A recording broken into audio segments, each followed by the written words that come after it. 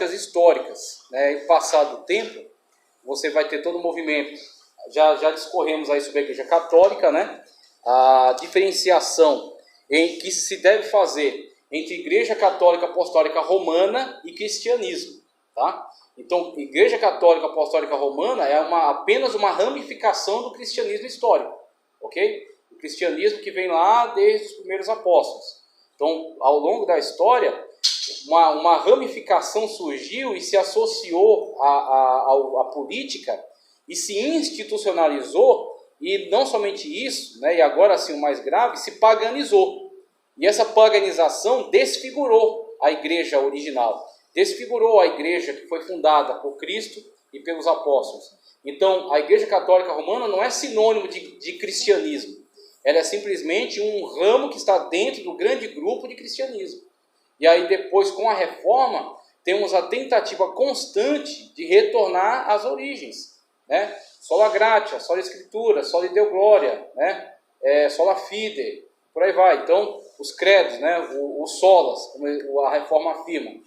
Por quê? Porque nós queremos retornar à igreja fundada por Cristo, pelos apóstolos, tá? Então, passado esse tempo histórico, aí vai depois de 1600, com o advento da reforma, o desenvolvimento, as grandes missões, fundação das igrejas no território norte-americano, a diversificação das igrejas, nós temos o surgimento dessas outras seitas.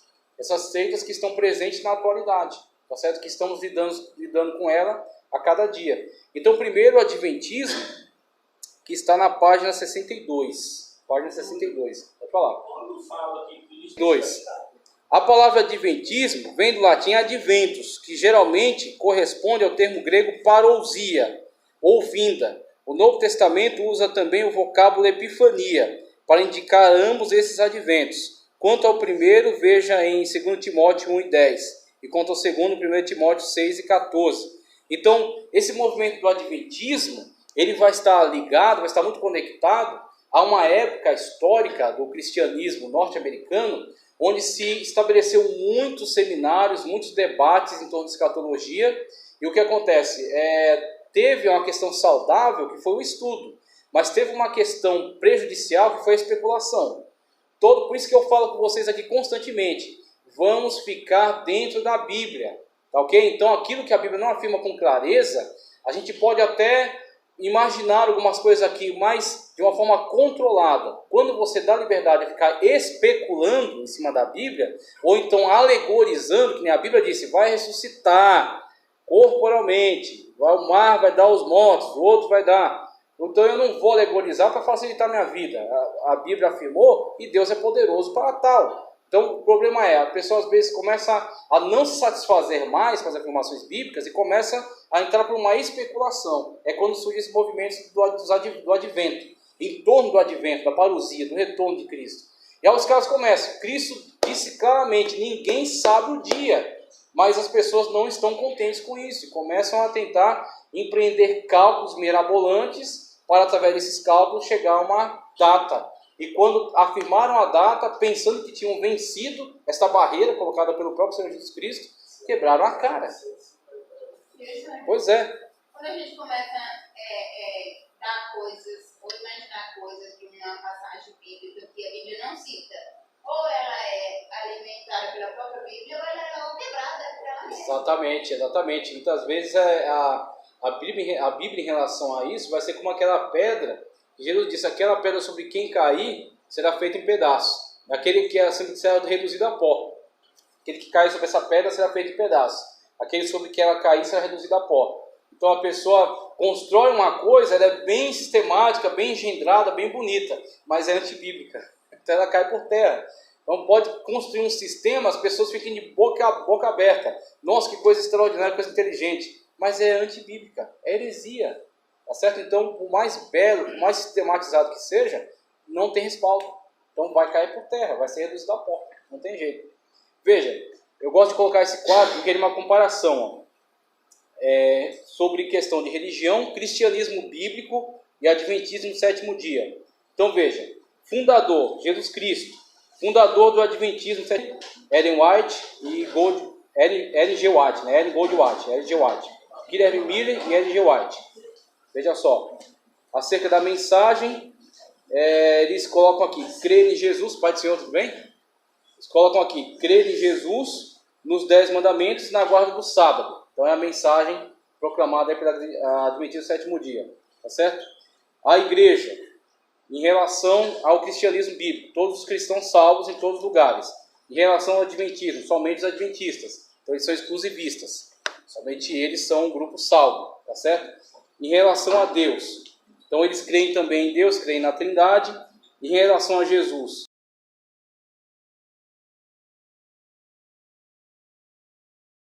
tá certo? Em relação a Deus, então eles creem também em Deus, creem na Trindade. Em relação a Jesus, eles creem também em Cristo, só que eles associam Cristo ao anjo Miguel. Eles dizem que Jesus e o anjo Miguel são a mesma pessoa. Então já é uma falha do adventismo, porque a Bíblia Sagrada deixa claro que o anjo Miguel Miguel é um arcanjo. Miguel é um arcanjo, esse arque é líder. O Miguel é um líder dos anjos, sendo ele líder dos anjos, é também um ser angelical, ok? Como querubins, seres também celestiais, angelicais, como serafins. Sendo seres, são seres criados. Cristo é incriado, Cristo é o Criador, ok? Então Cristo não pode ser confundido com um ser criado, um arcanjo, que é, no caso, o arcanjo Miguel. Então eles colocam aqui algumas comparações. Um pouco da história do Adventismo, ele vai passando nesse quadro cronológico aqui, ó. A Igreja Adventista já se apresentou com os seguintes nomes. E aí você vai ter algumas variações do Adventismo ao longo da história. Igreja Cristã Adventista foi em 1855. A gente está na página 62, vamos. 1865. Adventista do Sétimo Dia. Então, primeiro, a Igreja Cristã Adventista, 1885. Adventista do Sétimo Dia, em 1860. União da Vida e Advento, 1864. Igreja de Deus Adventista, em 1866. Igreja de Deus e de Jesus Cristo Adventista, em 1921. Igreja Adventista do Sétimo Dia, na década de 1950. Tá, ok? Então teve essas variações. Na verdade, aqui também tem os dissidentes. A gente vai ver que tem alguns desses movimentos que, na verdade, se separaram do movimento original. Tá, ok? História do Adventismo ali, ó, na tela. Ao calcular que cada um dos 2.300 dias da profecia de Daniel representava um ano, ok? Então, esse é o cálculo empreendido por Miller, né? Esse Guilherme Miller, ok? Que era da Igreja Batista, aí começou com essas invenções desses cálculos, não foi tolerado pela Igreja Batista, saiu de lá, empreendeu muitas palestras, criou um movimento em torno essa pregação, essas palestras dele acerca do Advento. Esse movimento, né, creu nos cálculos que ele fez, se decepcionou, né, quando tudo deu errado, ele não conseguiu adivinhar a volta de Cristo Jesus, e aí ele se arrependeu e volta para a Igreja Batista. Ele se arrepende dessas bobagens que havia feito e volta para a Igreja Batista. E aí Ellen Goldwhite e um outro cidadão, eles aproveitam esses cálculos, reinterpretam isso, dão uma outra roupagem, né? E dão início aí ao movimento do Adventismo, que chega até hoje com o movimento do Adventismo no Sétimo Dia. Igreja Adventista do Sétimo Dia. Então, ó, tomou o regresso de Esdras do cativeiro de 457 a.C. como ponto de partida, para o cálculo de que Cristo voltaria à Terra em pessoa no ano de 1834. Ele preveu isso em 1818. Muitos crentes de diferentes igrejas se prepararam para a vinda no dia 21 de 3 de 1818. Após o fracasso, Miller concluiu que havia errado por um ano e anunciou que Cristo voltaria no dia 21 de 3 de 1819. Porém, Miller e seus seguidores, 100.000 pessoas, sofreram uma nova decepção. Miller fez outro cálculo, segundo o qual Cristo voltaria no dia 22 de 10 de 1819. Porém, essa previsão também falhou. E aí um resumo do que você tem na apostila. Veja, você vai ter, ó, origem da seita, tá? Na página 62 mesmo. Origem da seita. Então, o resumo do texto aí. Movimento do advento, aquilo que eu expliquei para vocês. Toda essa questão, né, em torno do advento, em torno da volta de Cristo. Principalmente levantada por William Miller. Tá? Então, William Miller que levanta essa questão desses cálculos, tá? E empreende aí uma tentativa de adivinhar o dia da volta de Cristo. As conferências que ele fez em Dresden, Nova York, sobre a volta de Cristo entre 1843 e 1844. Então ele foi uma série de conferências, de palestras aí, onde ele fazia essas afirmações. Outra data que ele coloca aqui, que é uma data baseada aqui na apostila, é 22 de outubro de 1844, dia da grande decepção. Então, nesse dia, né, houve uma outra tentativa. Então, William Miller, ele constantemente tenta reorganizar, né, recalcular a data da volta de Cristo, dá lá uma justificativa, e ele firma também essa data. E essa data é conhecida como o dia da grande decepção. Então, pessoas que saíram das suas congregações, pessoas que venderam propriedades, pessoas que saíram de emprego, né, foram para o campo e aguardaram o retorno de Cristo, aguardando em vão, quando então Cristo não veio. Certamente não iria vir, porque já está selado, né, por Deus. O dia ninguém sabe, a hora ninguém sabe, tem que estar pronto a qualquer momento. Então foi o chamado dia da grande decepção, quando ele desiste totalmente dessas iniciativas aí, e volta à comunhão na Igreja Batista. É o que acontece, ó. Hiram Edson e Ellen G. White reinterpretam as predições, tá, ok? Então, ela pega aquilo que ele havia colocado como data da volta de Cristo.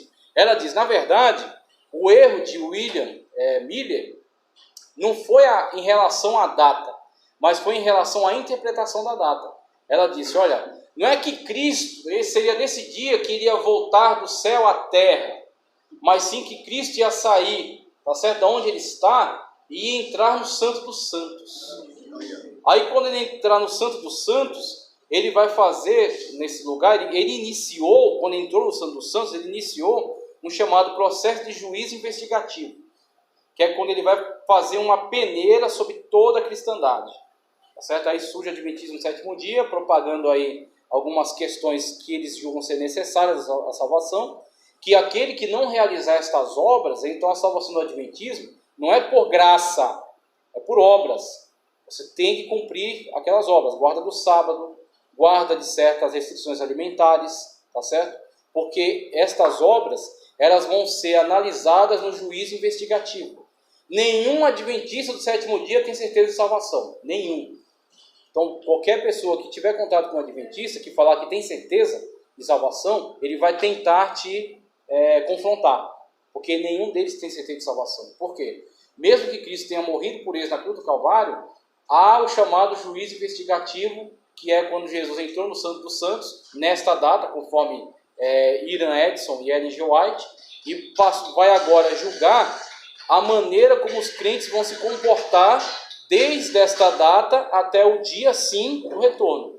Quando Cristo voltar, ele vai ver como é que eles se comportaram em relação a essas doutrinas pregadas aí pela Igreja Adventista do Sétimo Dia. Eles guardaram o sábado? Eles guardaram as restrições alimentícias? Eles guardaram os mandamentos? Então, se eles não guardaram, a salvação, a graça de Cristo não vai ser suficiente, porque as obras dele não vão estar de acordo.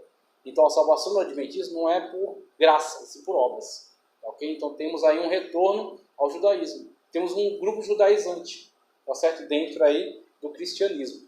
Hiram Edson e Ellen G. White, como já disse aí, surgem a igreja cristã do Advento e o Adventista do Sétimo Dia, e a Adventista do Sétimo Dia.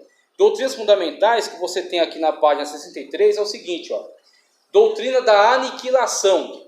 Eles creem que os ímpios que serão julgados, serão condenados, eles passarão, inclusive esses dias teve um adventista no debate lá da 105, tempo atrás aí, e ele fala, olha, não é que a gente não crê que não vai haver juízo, vai ter um juízo, só que esse juízo não vai se perpetuar. Esse juízo vai ser durante um tempo, e depois de um determinado tempo, Deus vai aniquilá-los. Vão desaparecer, vão virar fumacinha, vão sumir. Então, tudo bem, ele pode até dizer que isso faz sentido na cabeça dele e tal. Me mostra texto. Me mostra a base bíblica. Não tem. O que Cristo disse em relação ao juízo final? Que o bicho nunca... E o fogo nunca... Quando é que é o final de nunca? Nunca. Então, quer dizer, se o próprio Cristo disse que o bicho nunca morre, o fogo nunca se apaga, quem sou eu para dizer que vai se apagar? Quem sou eu para dizer que vai morrer e que vai ser aniquilado? Então, é uma confrontação à verdade de Cristo. Esse é o problema. Os caras saem da verdade e começam a especular. o que eles acham melhor. A Bíblia Sagrada tem muitas afirmações que para mim elas são complicadas, são difíceis, que eu não vou entender. Só que não é porque eu não entenda que eu vá me colocar contra ela. Simplesmente eu digo, a Bíblia disse assim, tá certo? Nós não temos condições de compreender totalmente, mas é assim que ela diz. Eu tenho que ser fiel àquilo que a Sagrada Escritura diz. Aniquilação, sono da alma. Todas as pessoas que morreram não estão conscientes, elas estão dormindo, estão inconscientes, esperando até o dia em que os justos ressuscitarão para a vida eterna e os injustos para o juízo depois da aniquilação. Sono da alma. Aquela parábola que Cristo trouxe do rico e Lázaro confronta essa teoria. O rico tinha consciência. Veja, o que o rico que estava lá, Lázaro no seio de Abraão e o rico em tormento, o que o rico não tinha? Ele não tinha atualização das informações. Ele não sabe o que aconteceu logo em seguida em que ele bateu as botas. Depois que ele bateu as botas, ele foi levado para um lugar espiritual, ele não tem mais informações acerca do lugar físico, do plano físico. A informação que ele tem é a informação pré-morte. Antes dele morrer, ele sabia que os irmãos dele eram pior ainda que ele. Então ele tinha essa consciência. Ele pediu ao pai Abraão que mandasse, alguém lá para falar com os irmãos dele. Por quê? É a última informação que ele tinha. Ele tem consciência, ele não tem atualização, porque ele não tem contato com os seres humanos vivos, com o mundo dos vivos. Mas certo? isso faz tanto para o ímpio e para o crente? Sim. As duas almas, o crente quando morre ele não está dormindo? Não está dormindo. Veja, quando Cristo diz assim, ela não está morta, mas dorme, ele está falando do corpo. Então veja, o corpo dela está deitado numa posição que para nós é morte ali. Para nós é morte. Tabita, Tabita Cume, que ele fala para a menina. Aquela menina, para mim, está morta. Eu não tenho condição de ressuscitá-la. Só se Jesus, através da minha vida, ele ressuscitar. Mas eu, por mim mesmo, meu RG, meu CPF, eu não tenho poder de ressuscitá-la. Agora, para Jesus, não é morte, é sono. Porque para Jesus, aquele estado em que ela está, para ele estalar o dedo e dizer, Tabita Cume, menina, a ti te digo, levanta-te, para ele é fácil. Então, ele está falando da condição na qual o corpo dela está. Mas a alma, a gente já tem aquela perspectiva que Jesus mesmo já deu, em relação ao rico e Lázaro, ambos conscientes, de onde estão. O som da alma, pode falar. Se você ver que realmente a alma está viva, quando ressuscitou Lázaro, e ele chamou Lázaro, aí lá sai o cara. Vem, exatamente. Lázaro sai, exatamente. Muito bem. Juízo investigativo que eu expliquei para vocês, tá? Identidade de Cristo com o anjo Miguel. Jesus e o anjo Miguel são a mesma pessoa, tá? Então eles acreditam nisso. As restrições dietéticas, não come carne de porco, não toma café, e deve ter outras aí, tá certo? Que eles também colocaram. Guarda do sábado como essencial para a salvação. Quem não guardar o sábado não é salvo, porque todas essas quebras de mandamentos que eles vão colocando, você não está guardando o sábado. Tudo isso está entrando na sua conta lá. Quando chegar o dia do juízo investigativo, que Jesus Cristo for voltar, ele vai olhar lá na sua conta e vai olhar, você não guardou o sábado, né? Você comeu toicinho, né? Você tomou café. Muito bem, você vai para o inferno. Mesmo você crendo nele para a salvação, mesmo assim você vai para o inferno. Então, o juízo investigativo é uma aniquilação da doutrina da graça, tá certo? Eles voltaram à lei, voltaram ao legalismo. E Paulo chama eles de trouxa, não é eu não, é Paulo. Dissidências. Aí você fala, aquele monte de nomes que eu coloquei para vocês são separações que foram tendo na igreja adventista. Jonathan Cummins cria que a imortalidade só será dada aos salvos e criou a igreja do Advento, a igreja cristã do Advento. Então, por ele tinha essa crença aí diferenciada. James Bates e James White fundaram em 1854 os Adventistas do Sétimo Dia. Então, dissidência está na página 63 ainda. Isso. Eder Kramer funda a Igreja de Deus Adventista, também outra dissidência. John T. Wash, em 1863, funda em Nova York a União de Vida e Advento. E em novembro de 1888, surgem as Igrejas de Deus em Jesus Cristo, defendendo basicamente as crenças do movimento adventista original, querendo voltar lá para o início do movimento do Advento. TJs, Testemunho de Jeová. página 64. Vamos ver como é que é esse negócio, Testemunho de Jeová.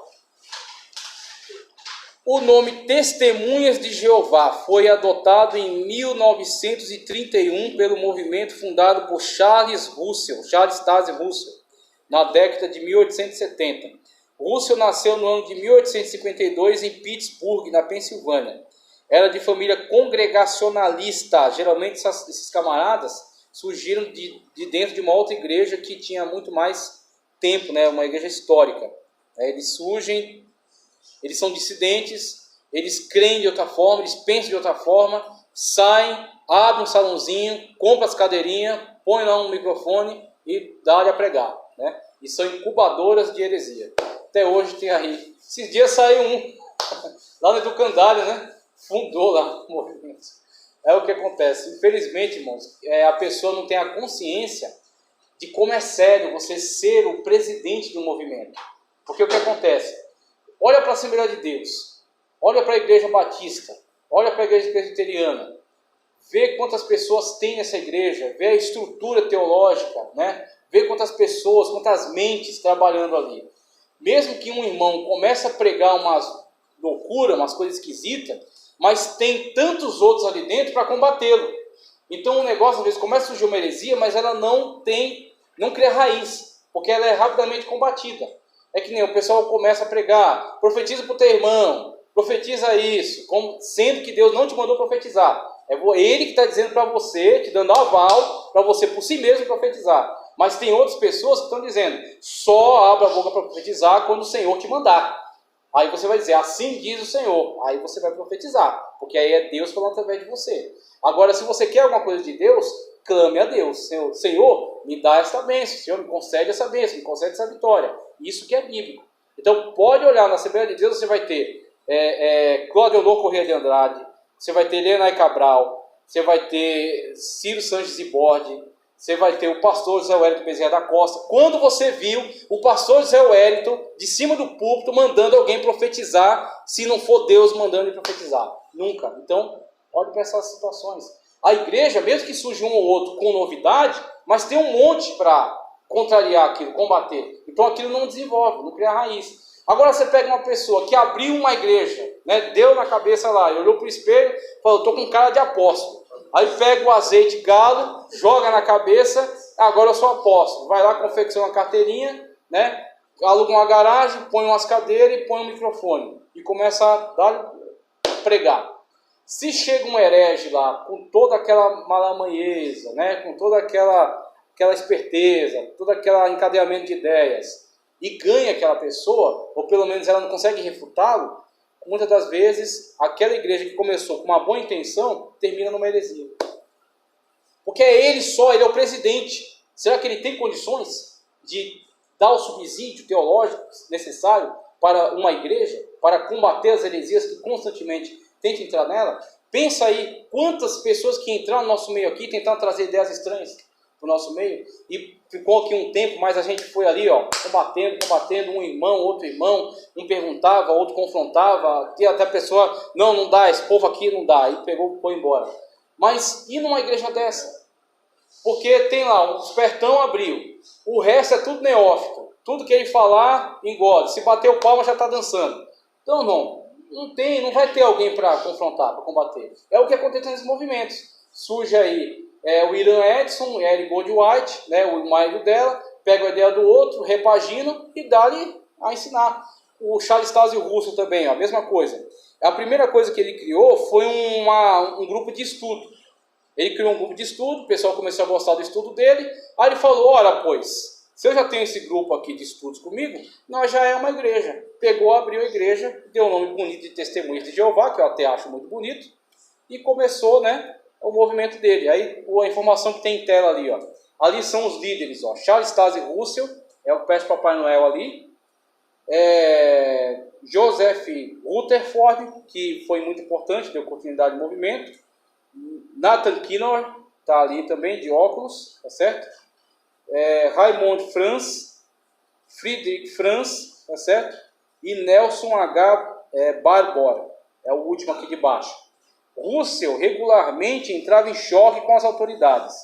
ele censurou as igrejas, reputando-as como porta-vozes do engano e como instrumentos do diabo. Outra coisa, o cara quando abre um movimento desse, geralmente ele diz que todo mundo está errado e ele está certo.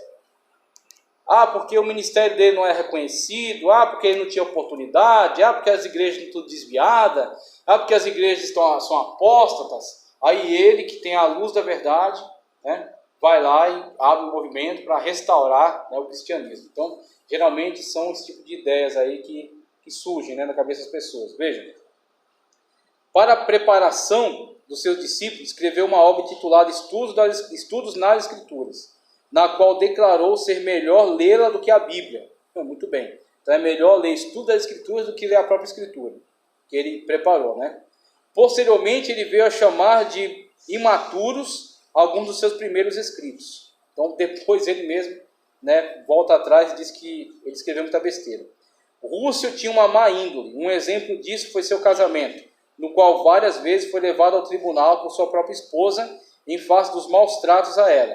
Não podendo ela suportá-lo, abandonou em 1887, divorciando-se em 1913.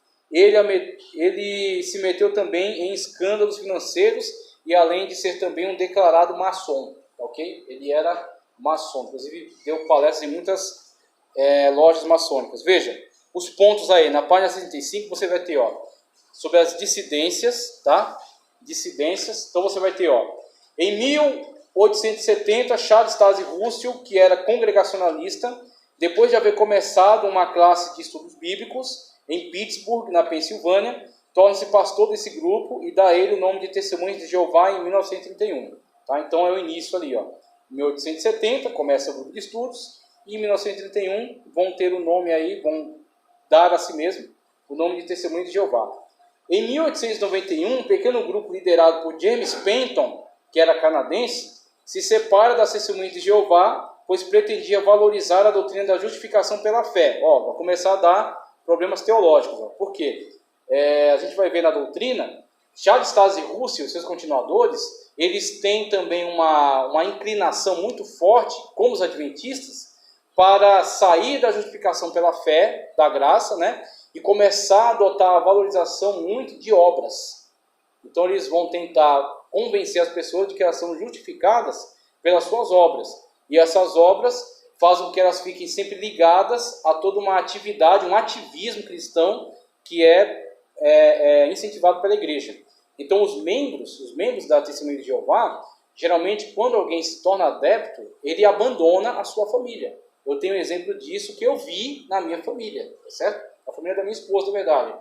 Então, o cara, assim, ele só Testemunha de Jeová, aquele texto que Cristo diz de aborrecer pai e mãe, e que a gente tem que fazer uma leitura, porque aquilo tem uma pegada conotativa, tá certo? Então, você tem que ver aquele texto em relação a outros textos. Paulo, por exemplo, diz, aquele que não atende aos domésticos da fé, principalmente da sua família, negou a fé, e é pior do que os infiéis. Então você vai ter aquela fala de Cristo, juntamente com outros textos, você vai chegar ao entendimento.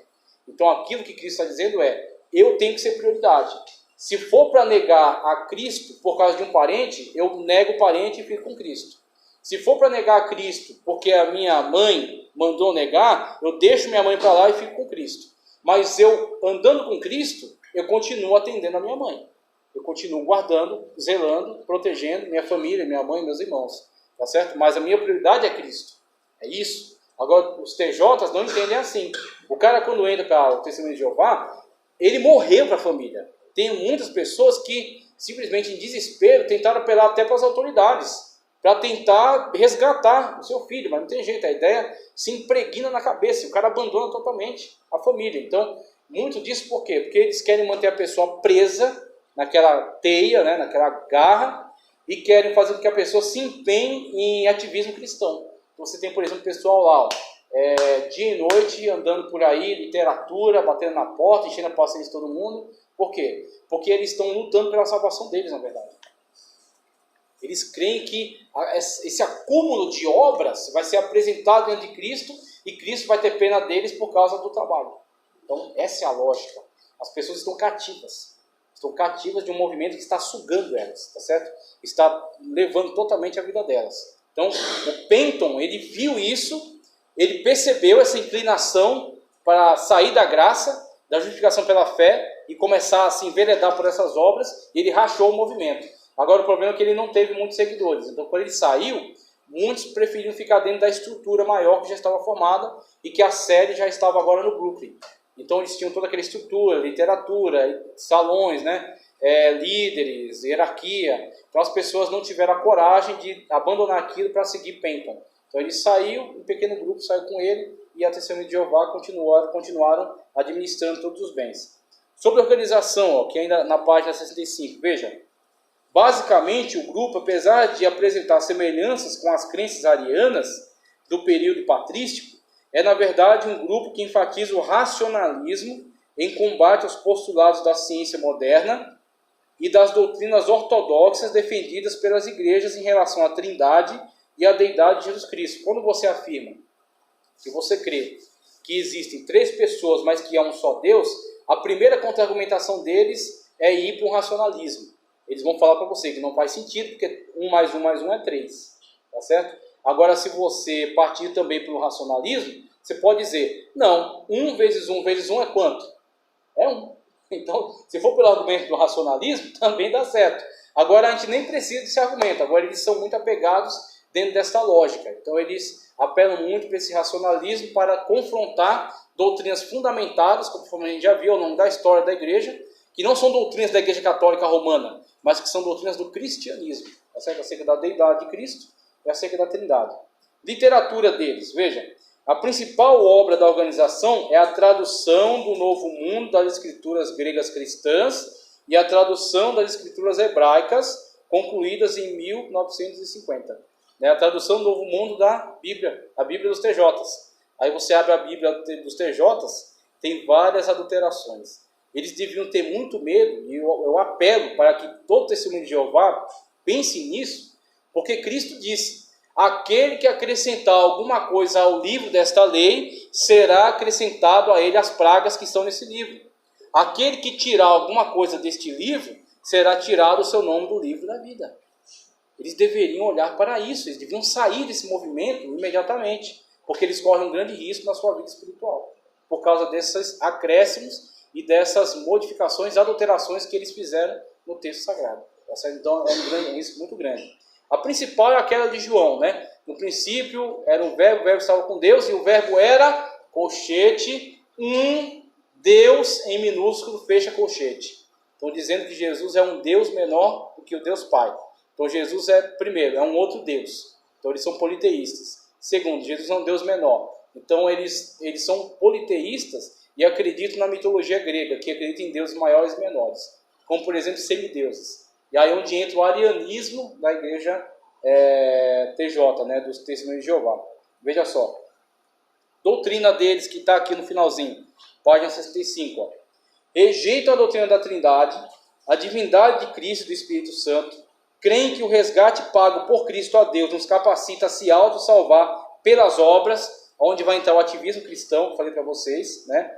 Que Jesus ressuscitou como um espírito divino, que ele não era corpo glorioso, mas que era somente um fantasma, um espírito, sendo que o próprio Jesus fez questão de comer peixe e pão diante dos apóstolos.